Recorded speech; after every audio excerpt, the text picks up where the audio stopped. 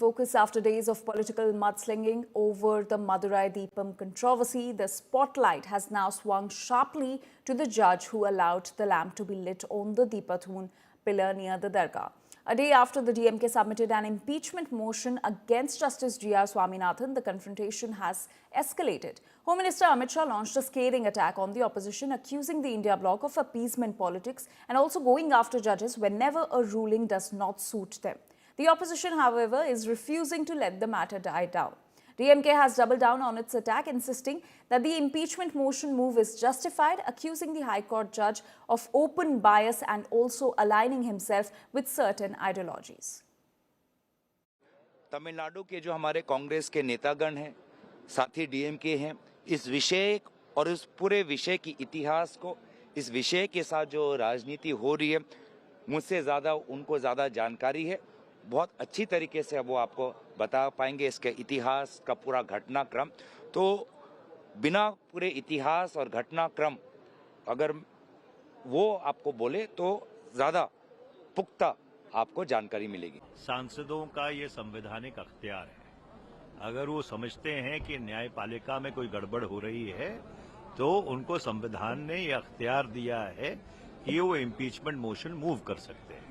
Impeachment motion के बाद जजेस इंक्वायरी एक्ट के तहत एक इंक्वायरी होती है। इंक्वायरी में अगर सब कुछ ठीक पाया जाता है, इम्पीचमेंट वहीं रुक जाती है।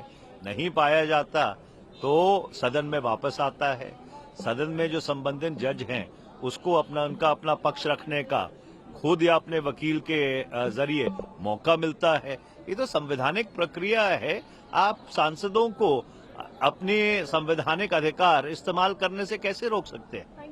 किसी व्यक्ति विशेष कोई सुरक्षा चक्र देना होता है तो इम्पीचमेंट में खूब विलंब किया जाता है। जिन लोगों को एडमिट करना है, उस मोशन को देखना है, वो विलंब करते हैं। ये हमने पहले भी एक उत्तर प्रदेश के केस में देखा और मुझे कोई खास संदेह नहीं कि यही होगा शायद इस बार भी, जो दक्षिण भारत से आ रहा है।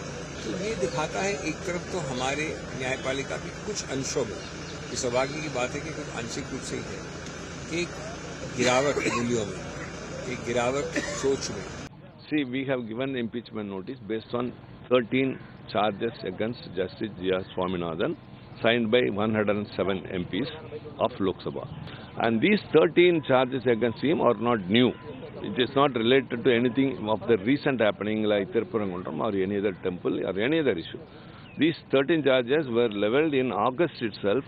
So those 13 charges have been now incorporated in the impeachment notice, and we are waiting that the Speaker will take a right decision because he is not acting in a manner a judge is expected to.